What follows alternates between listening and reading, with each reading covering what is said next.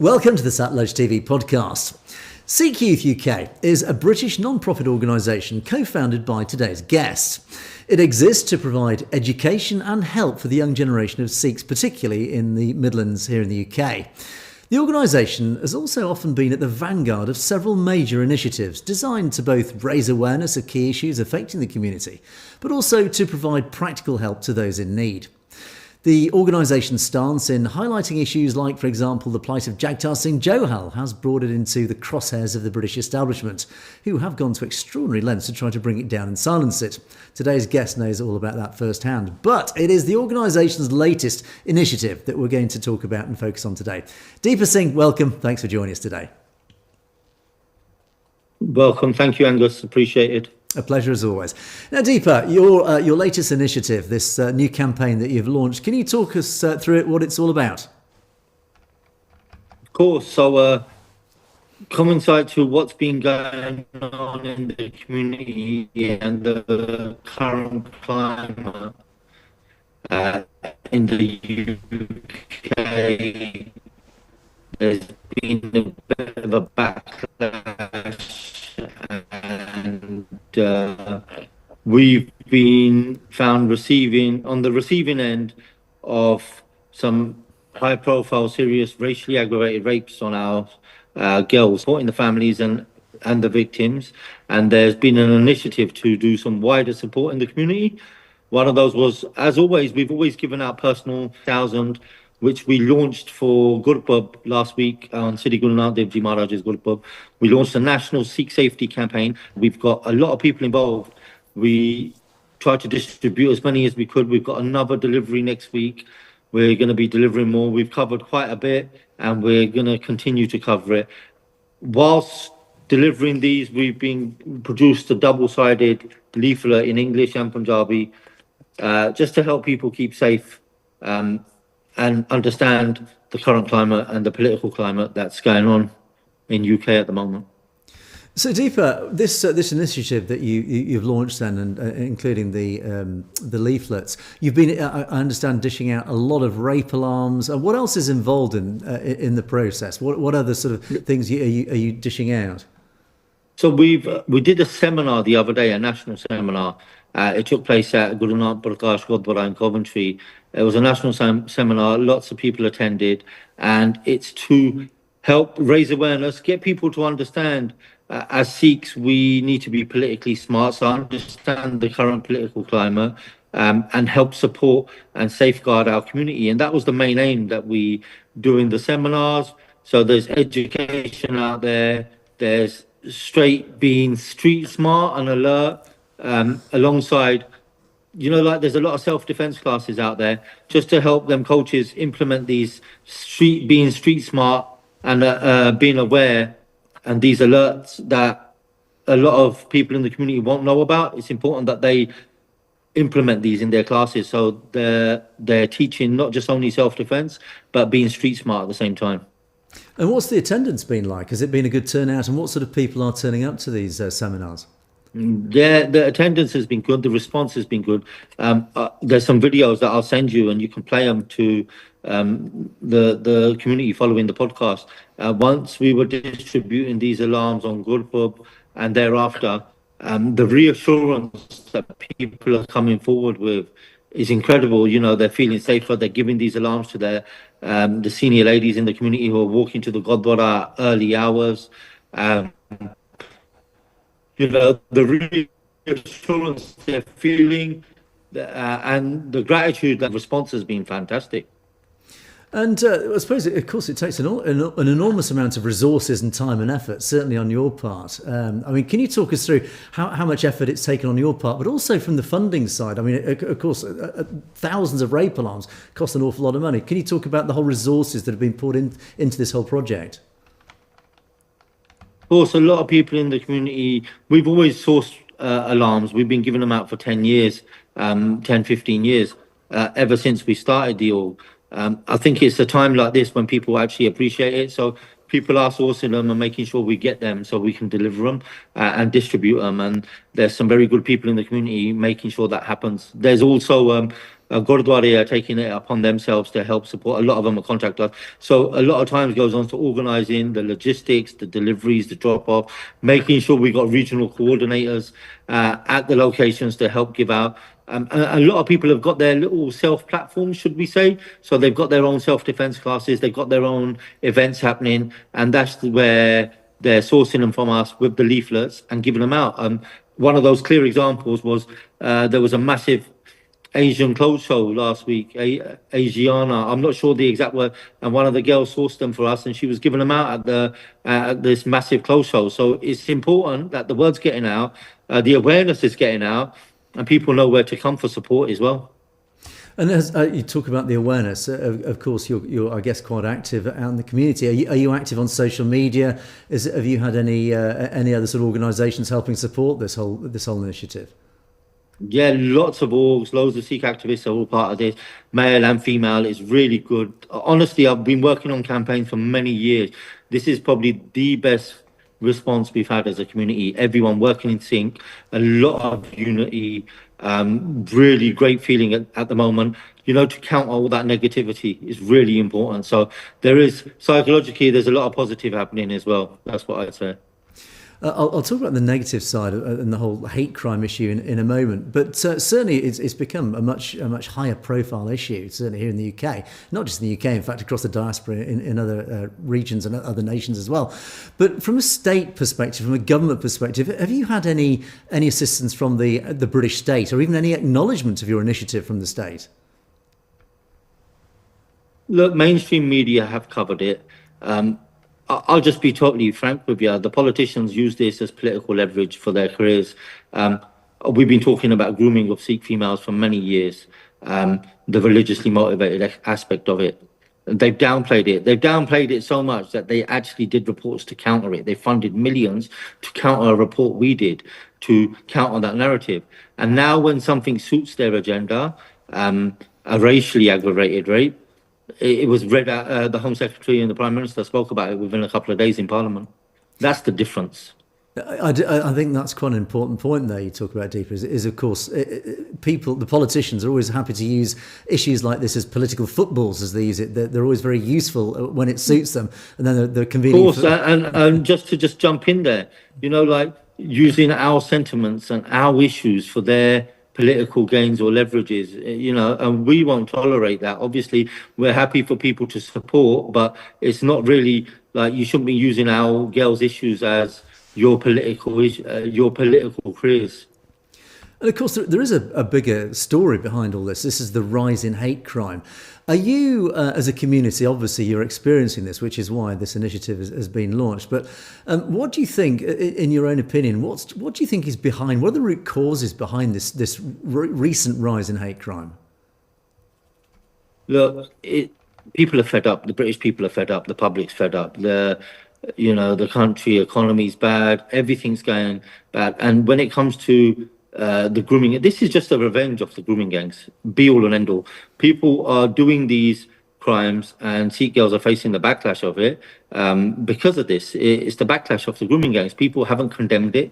They haven't. Look at this inquiry that they launched at the beginning of the year. It hasn't got nowhere. So where the state's failing, you're pushing these issues, and it's not justified, but that's the reason why it's happening. And that's the be all and end all. It's because of they've neglected the grooming, that the backlash of that the right is rising and the climate's bad, and people are looking at a backlash. And because our girls go to work, they're coming back from work. If you look at the two rapes, both of them were going about their days. One was going to work in Oldbury, and the Walsall one, she was coming home from work. So it shows it shows clearly how times are really bad.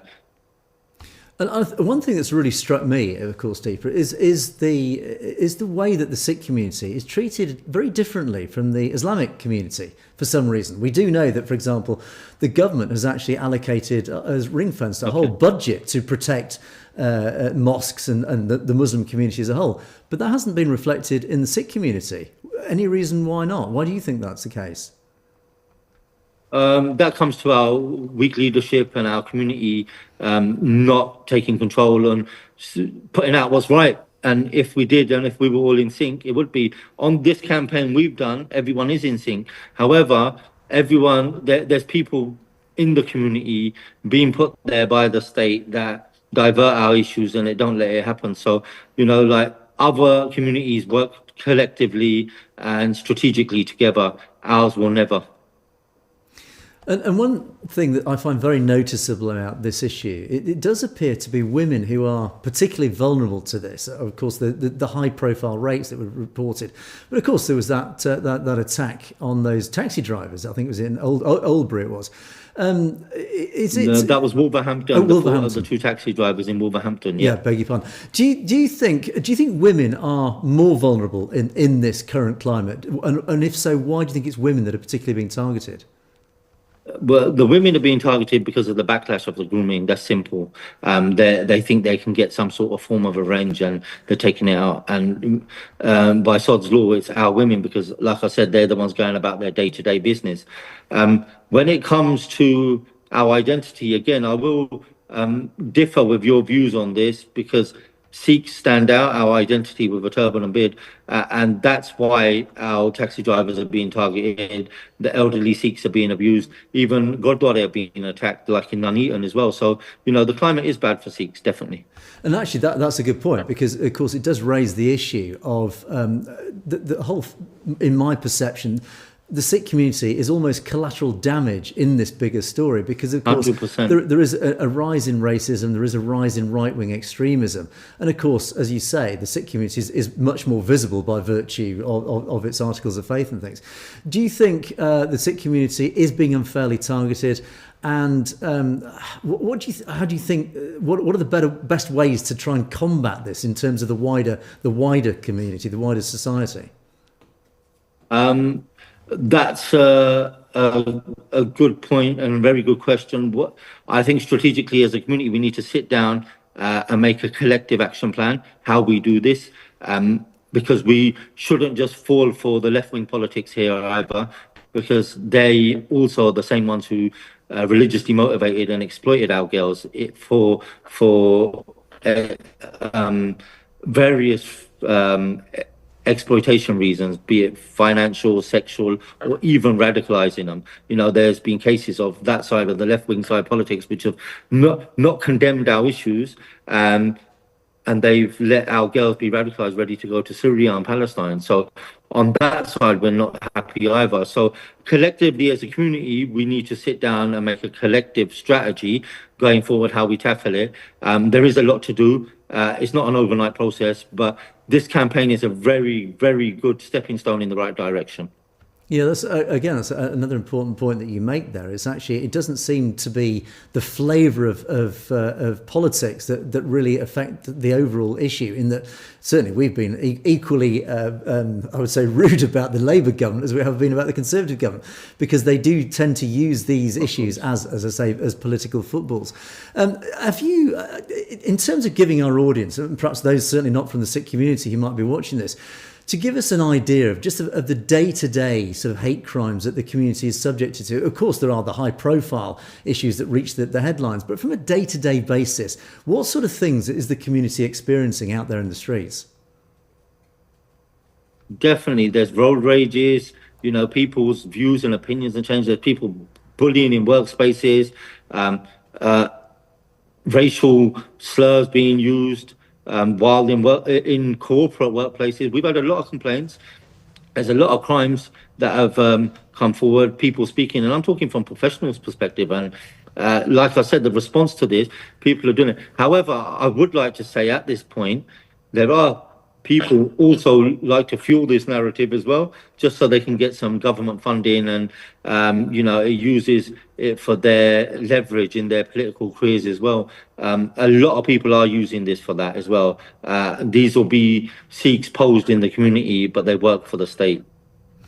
Yeah, that's an interesting one, because again, when we talk about the Punjab, for example, on our daily show Perspectives, we've almost sort of coined this phrase of fake Sikhs, and there do seem to be these people who've almost infiltrated the community with a very different agenda. Are you finding? I mean, obviously it does occur in the Punjab as a report regularly. So you are actually seeing this here in the UK. Oh, yeah, we've been noticing this for a good few years, to be fair. They set up pop-up organizations. They're all government state-funded orgs, all in sync with the authorities. So they're the pop-up orgs. They get the funding. They're the ones sitting there um, pushing the narratives and just like collecting data and whatnot for their own political leverages in their careers. Definitely, they're there for that. They're there to downplay certain issues, but push up and fuel the ones that suit their agendas. Definitely, there. A lot of us in the community, the organisations know who's who as well. So it's not that it's not going unnoticed. Is this happening in the Gurdwaras or just in the community as a whole? Gurdwara are quite safe, to be fair. They don't let people in, bar one or two, which some committees may be affiliated with these people. But the gist of it, the majority of the community know who these people are. And to give us an idea of what sort of people that we're dealing with here, what is their agenda? Is it Hindutva, which obviously are very active? We certainly know in the diaspora using this sort of methodology. Is it Hindutva? Is it other agendas? I think it's more UK state agendas, yeah, to keep us controlled, keep us divided, infighting, those types of things. That'll be more strategic games being played just to monitor people and orgs who are organising strongly in the community, if that makes sense.